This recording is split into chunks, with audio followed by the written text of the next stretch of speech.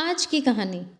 एक दिन एक ब्राह्मण ने अपनी पत्नी को अपने बिना खाना खाने से मना किया, ताकि कहीं ऐसा न हो कि वह बकरी बन जाए।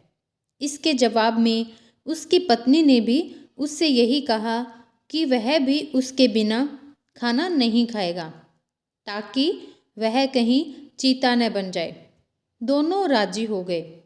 इस तरह काफ़ी दिन निकल गए और दोनों में से किसी ने अपना वायदा नहीं तोड़ा। दोनों एक दूसरे के साथ ही खाना खाते थे।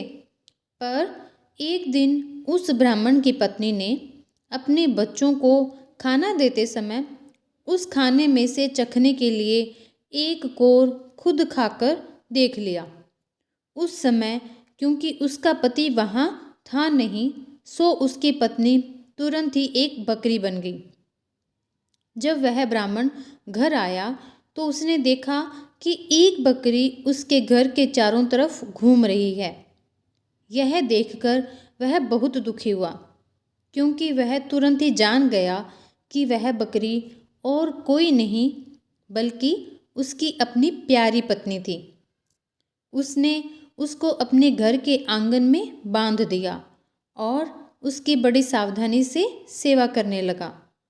कुछ साल बाद उसने दूसरी शादी कर ली, पर उसकी दूसरी पत्नी उसकी पहली पत्नी के बच्चों के साथ बिल्कुल भी अच्छा व्यवहार नहीं करती थी। वह तो उनको खाना भी बहुत कम देती थी। वे बच्चे बेचारे बहुत परेशान रहते थे। उनकी बकरी माँ उनकी शिकायतों को सुनती रहती, पर वह बेचारी भी कुछ नहीं कर सकती थी। उन बच्चों की माँ ने यह भी देखा कि उसके बच्चे दुबले होते जा रहे हैं। इसलिए एक दिन उसने अपने बच्चों में से एक बच्चे को अपने पास बुलाया और उससे दूसरों को भी यह बात चुपचाप बताने के लिए कहा कि जब भी उनको भूख लगे तो वे एक डंडी से उसके सींगों को मारे। ऐसा करने से उसके सींगों में से कुछ खाना निकल आएगा जिससे वे खा सकते थे। बच्चों ने ऐसा ही किया। अब जब भी उनको भूख लगती तो वे अपनी बकरी माँ के सींगों में डंडी मारते। इससे उनमें से कुछ खाना निकल आता और वे उसको खाकर अपना पेट भर लेते। इससे धीरे धीरे उनकी तंदुरुस्ती अच्छी होने लगी। पर यह तो उस सौतेली माँ की उम्मीदों के खिलाफ हो रहा था। उसके सौतेले बच्चे तो बजाय दुबले होने के और ज़्यादा तंदुरुस्त होते जा रहे थे, जबकि वह खुद उनको बहुत कम खाना देती थी। वह उनको इतना तंदुरुस्त देखकर बहुत ही ताज्जुब में पड़ गई कि यह सब कैसे हो रहा था। कुछ समय बाद उस ब्राह्मण की दूसरी पत्नी ने एक एक आँख की बेटी को जन्म दिया। वह अपनी उस कानी बेटी को बहुत प्यार करती थी और उसकी किसी भी ज़रूरत को तुरंत ही पूरा करने को तैयार रहती थी, जिसको वह समझती थी कि वह उसको चाहिए। कुछ दिनों बाद जब वह लड़की काफ़ी बड़ी हो गई, चलने फिरने लगी, बोलने चालने लगी, अच्छी तरह बात करने लगी, तो उसकी माँ उसको दूसरों बच्चों के साथ बाहर खेलने के लिए भेजने लगी। उसने उसको यह भी कहा कि वह अपने बड़े भाई बहनों पर निगाह रखे कि वे कब और कैसे खाते पीते हैं। लड़के ने कहा, ठीक है। वह लड़की उनके साथ सारे दिन रही और उसने वह सब कुछ देखा जो उनके साथ हुआ। यह सुन कि बकरी उसके सौतेले बच्चों को खाना दे रही थी, वह दूसरी पत्नी बहुत गुस्सा हुई। उसने तय कर लिया कि वह उस बकरी को जल्दी से जल्दी मरवा देगी। एक दिन उसने बहाना किया कि वह बहुत बीमार है और अपने इलाज के लिए एक हकीम को बुलवाया।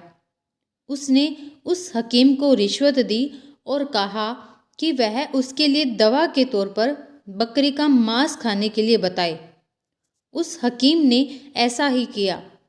ब्राह्मण अपनी पत्नी की बीमारी के लिए बहुत चिंतित था और हालांकि वह बकरी को बिल्कुल मारना नहीं चाहता था, फिर भी वह अपनी दूसरी पत्नी को ठीक करने के लिए उस बकरी को मारने के लिए तैयार हो गया। पर यह सुनकर उसकी पहली पत्नी के छोटे छोटे बच्चे बहुत रोए। वे बहुत दुखी होकर अपनी बकरी माँ के पास गए और उसको जाकर सब बताया। उनकी माँ ने कहा, मेरे प्यारे बच्चों, रोवो नहीं। जो जिंदगी मैं जी रही हूँ, ऐसी जिंदगी से तो मर जाना अच्छा है।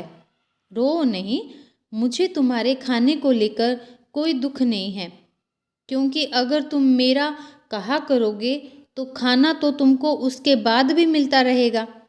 मेरे मरने के बाद तुम लोग मेरी हड्डियां इकट्ठी कर लेना और उनको किसी ऐसी जगह दबा देना जहां उनको कोई ढूंढ न सके। फिर जब भी तुमको भूख लगे तो तुम वहां आ जाना, तुमको वहां खाना मिल जाएगा। उस बकरी ने उनको यह सलाह बड़े समय से दी थी, क्योंकि जैसे ही उसने अपनी बात खत्म की और उसके बच्चे वहां से गए कि तभी एक कसाई अपना बड़ा सा चाकू लेकर वहां आ पहुंचा और उसने उस बकरी को मार दिया। उस बकरी के शरीर को टुकड़ों में काटकर पका दिया गया। ब्राह्मण की पत्नी ने उस बकरी के मांस को खाया, पर बच्चों को केवल हड्डियां ही मिली। बच्चों ने उन हड्डियों का वही किया जो उनकी बकरी माँ ने उनसे करने के लिए कहा था। उन्होंने उसकी हड्डियां एक ऐसी जगह दबा दी जहां उन्हें कोई ढूंढ नहीं सकता था। जब उनको खाने की जरूरत होती तो वे वहां जाते और उन हड्डियों से खाना मांग लेते और उनको खाना मिल जाता। सो अब उनको फिर से खाना रोज और खूब मिल रहा था। अब वे भूखे भी नहीं रहते थे। उनकी तंदुरुस्ती फिर से ठीक होती जा रही थी। उस बकरी के मर जाने के कुछ समय बाद ब्राह्मण की पहली पत्नी की एक बेटी पानी के नाले में अपना चेहरा धो रही थी कि उसकी नाक की लौंग खुल गई और पानी में गिर गई। एक मछली पानी के साथ साथ उसको भी पी गई। अब हुआ यह कि एक मछुआरे ने वह मछली पकड़ ली और राजा के रसोइये को बेच दी। रसोइये ने जब उस मछली को पकाने के लिए काटा तो उसको यह देखकर बड़ा आश्चर्य हुआ कि उसके अंदर तो नाक की एक लौंग थी। वह उसको लेकर राजा के पास गया तो राजा को भी उसमें रुचि हो गई। राजा ने अपने राज्य में यह मुनादी पिटवा दी कि जिस किसी की भी नाक की लौंग खो गई हो वह उसको राजा से आकर ले जाए। कुछ ही दिनों में उस लड़के का भाई राजा के पास आया और बोला कि वह नाक की लौंग उसकी बहन की थी।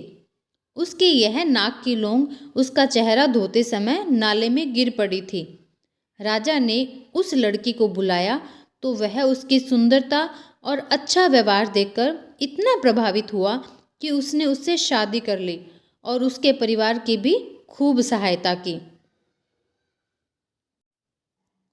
तो दोस्तों, आपको यह कहानी कैसे लगी? कमेंट बॉक्स में अपना कमेंट ज़रूर शेयर कीजिएगा और चैनल को सब्सक्राइब करना बिल्कुल भी न भूलें। थैंक यू दोस्तों।